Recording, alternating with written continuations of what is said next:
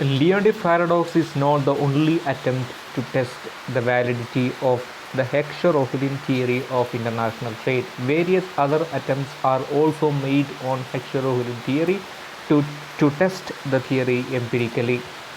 Today we have Lemer's theorem on international trade. This is an attempt made by Edward Lemer in 1980 to test the Heckscher-Ohlin theory of international trade in a different way. He adopted a different methodology, unlike Vasily Leontief adopted to test the Heckscher-Ohlin theory using the United States data, trade data of 1947. Welcome to the video. So this is put forward by Edward E. Lemer in 1980. This is a study conducted by Edward E. Lemer, an American economist, professor of economics in University of California, Los Angeles, the United States. This is in fact a reconsideration or the reconsideration of Leontief paradox. This is in fact the testing of Heckscher-Ohlin theory as Vasily Leontief did in 1953, and Edward Lemer found that the test made by Leontief was a wrong one, as he adopted a wrong methodology and he arrived at a wrong conclusion as well.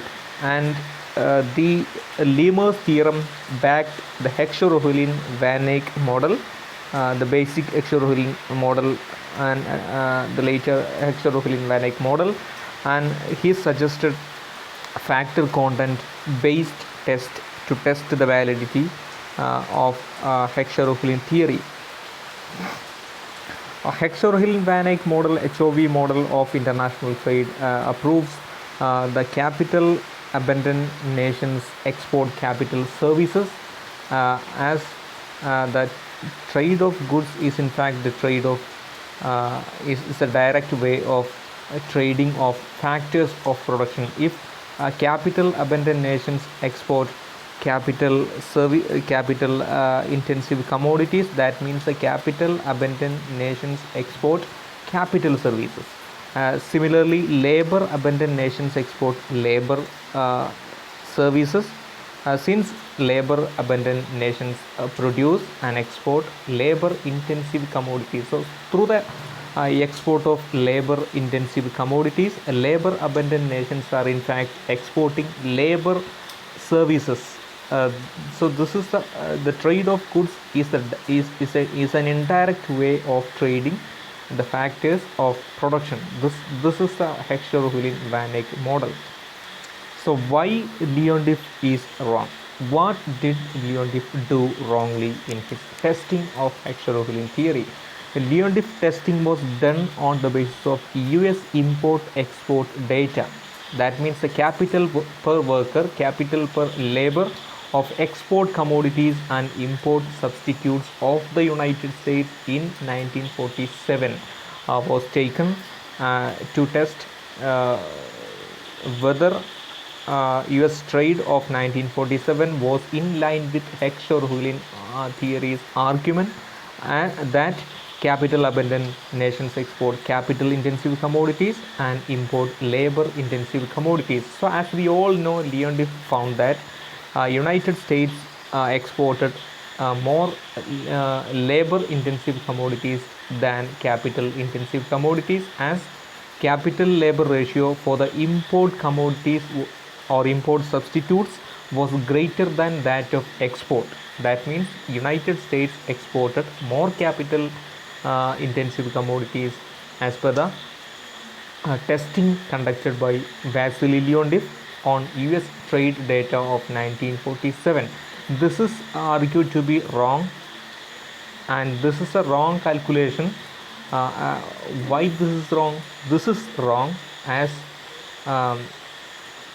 first of all, we should find a country is net exporter of factors. So what factor is exporting abundantly? So that is the way, that should be the way in which the testing should testing be done? So as per the Heckscher-Ohlin-Van Eyck model, a country is net exporter of capital if the country is capital abundant nation or if the country is capital rich nation. So that will be the net importer of labor. For example, the United States is a capital surplus nation. So United States is argued to be a net exporter of capital services as they export more capital intensive commodities. So the export of capital intensive commodities is an indirect way of export of capital services.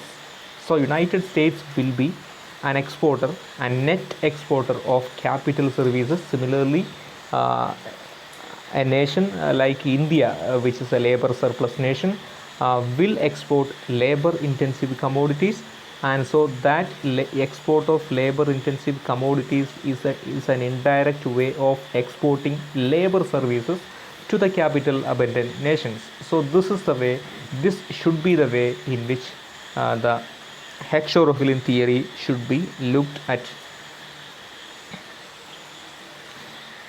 So but this was not considered by Vasily Leontief. Vasily Leontief just taken the factor intensity data of export commodities of the United States in 1947 and factor intensities or factor proportions, capital labor ratio or capital per worker of import substitute of the United States in 1947 was taken, and Vasily Leontief did not consider the trade of goods as an indirect way of trade of factor services.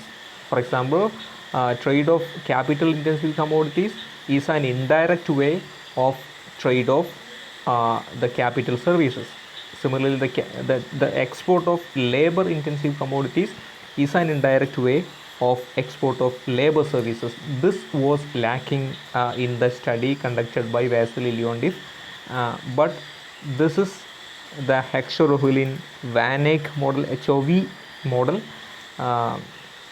and Edward Leamer later conducted in 1980 conducted a study on the basis of HOV model and proved Leontief model was wrong, as Leontief adopted a wrong methodology to test the validity of the Heckscher-Ohlin theory of international trade. So let's look, what does Leamer's theorem state? So the capital labor ratio of production must exceed the capital labor ratio of consumption in a capital rich country. What does that mean? So in a capital rich nation like the United States, capital labor ratio embodied in production, total domestic production must exceed, it should be greater than the capital labor ratio embodied in total domestic consumption of the United States. So this should be the case in capital rich nation. Similarly, in a labor rich nation, capital labor ratio embodied in total domestic production must be lower than the capital labor ratio embodied in the total domestic consumption in a labor rich nation like India. For example, in the United States, the capital labor ratio of the production will be greater than consumption, but in India, capital labor ratio of the production will be lower than that of consumption, because as the value of K increases, K by L ratio will increase. So K by L ratio will increase in a capital abundant nation. So the differences in factor contents in production and consumption will drive the international trade rather than just the factor proportions of export and import substitute. So this should be the way in which the Heckscher-Ohlin-Van Eyck model should be tested. So here we have to know who is the net exporter of what factor services. So when the United States is as the capital surplus nation will be the net exporter of capital services. Similarly, India as a labor surplus nation will be the net exporter of labor services. Similar way, United States as a capital surplus nation will be the net importer of labor services. Here you have to know, here you have to remind you that export of capital intensive commodity is an indirect way of export of capital services. For example, when the United States export aircraft engines to the to India, so that is the way in which capital services are exported from the United States to India. So this is the methodology to be adopted. So this is the Lemur's theorem.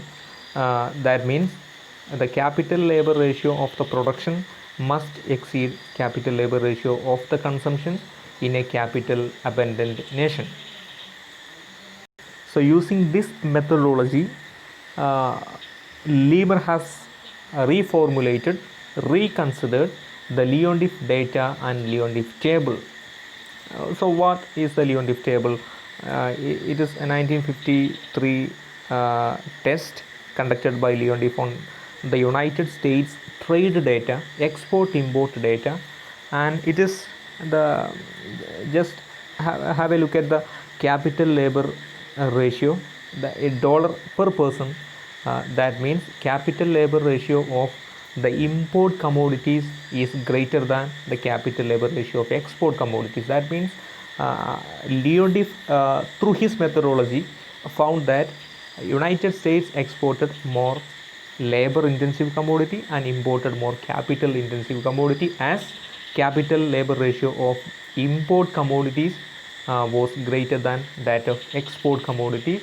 So this is the paradox found by Leontief in his 1953 test on US trade data 1947.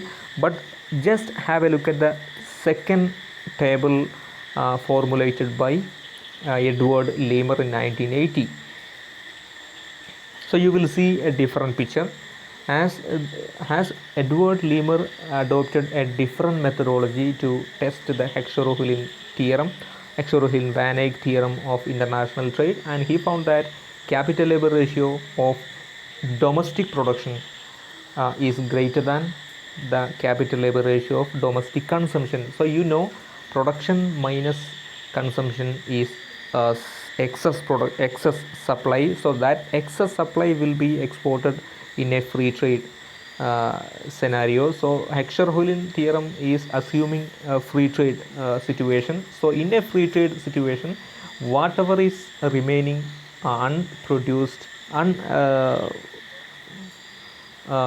sold, that is the excess production, excess supply. So that excess supply will be normally exported to another country. So that is the net exporter of. So then capital abundant nations will be the net exporter of capital services. That means the United States had been net exporter of capital services in 1947, as United States capital labor ratio of United States production, total domestic production of 1947 was greater than the capital labor ratio of US consumption in 1947. So that means this is in fact not at all a paradox. This is something satisfying result of the as per the Heckscher-Ohlin theory of Heckscher-Ohlin-Van Eyck theory of international trade, and this is because the different methodology being put to test the validity of the Heckscher-Ohlin theory of international trade.